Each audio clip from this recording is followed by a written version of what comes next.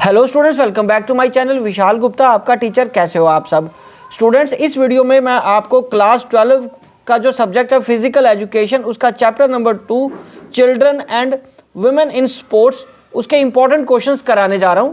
तो चलिए बात करते हैं सबसे पहले क्वेश्चन नंबर 1 की। Define motor development. Motor development refers to the development of a child's bone, muscles and ability to move around any manipulate their movement। ठीक है जी, तो ये एक इंपॉर्टेंट क्वेश्चन है, इसकी डेफिनेशन आपको याद होनी चाहिए। तो अब हम बढ़ते हैं सेकंड क्वेश्चन की तरफ। What is physical activity? So physical activity is defined as any bodily movement produced by skeletal muscle which requires energy expenditure. ठीक है स्टूडेंट्स, चलिए अब हम बढ़ते हैं क्वेश्चन नंबर 3 की तरफ। Define food supplement.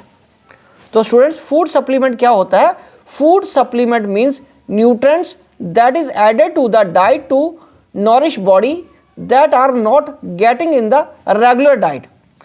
Food supplement include vitamins, minerals, fibers, fatty acids or amino acids among other substances. They can be in the form of powder and tablet. Question number 4. What do you mean by weight training? Weight training means those exercises that are designed to strengthen specific muscles by causing them to overcome a fixed resistance in the form of barbells and dumbbells। ठीक है students, चलिए अब हम आगे बढ़ते हैं next question की तरफ। Question number 5। क्वेश्चन नंबर 5 क्या कह रहा है? Elucidate the meaning of gross motor development. Gross motor development involves the development of large muscles in the child's body such as sitting, walking, running, climbing, jumping, etc. Question number 6. Define motor development. Fine motor development. Fine motor development involves the small muscles of the body, especially in the small movement of fingers and hands such as writing, holding, catching, smashing, etc. Question number 7. Write the meaning of quality of life. Good quality of life refers to lifestyle where a person can carry out their day-to-day activities comfortably without strain. Next question में कुछ definition है, आपको इसके बारे में पता होना चाहिए। Define the following terms. Amenorrhea, it is the absence of menses for 6 months or absence of menstrual cycle for 3 cycles.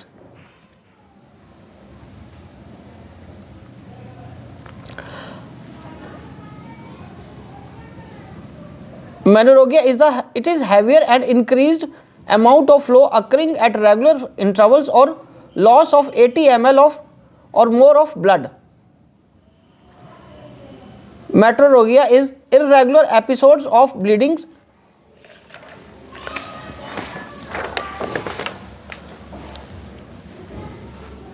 Menorrhagia is a longer duration of flow occurring at unpredictable intervals.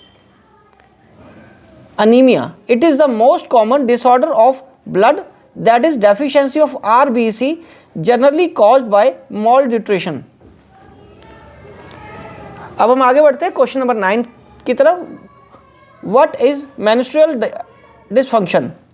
Women engaged in physical activities and competitive endurance sports shows increased incidence of menstrual dysfunction. Delayed menstrual and low body fat could be reason for menstrual dysfunction.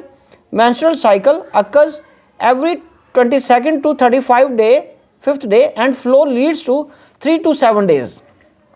Due to blood flow, the iron in the blood depletes, and because of this, women with inadequate intake of dietary iron may suffer from anemia. अब हम आगे बढ़ते हैं question number 10 की तरफ।